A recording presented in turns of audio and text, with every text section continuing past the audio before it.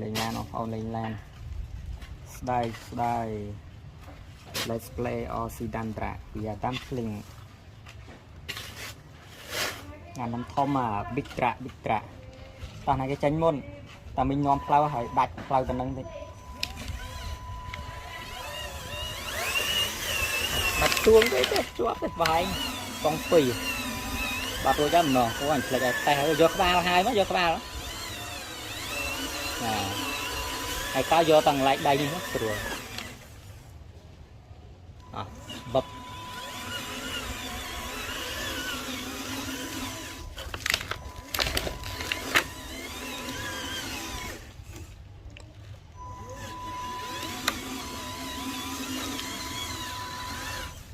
con chầm vô đo lanh nó chưa các bạn cho là hai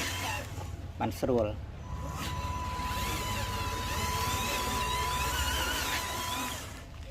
nó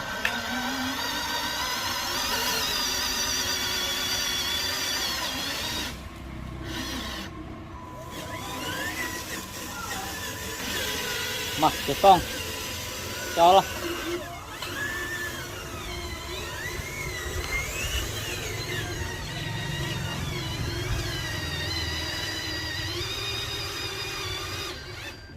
xuống ở món đấy gì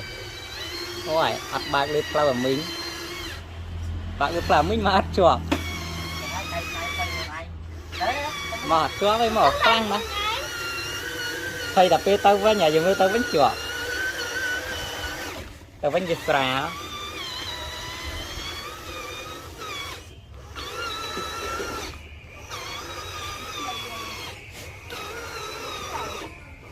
dân sang hoàn tập bà ấy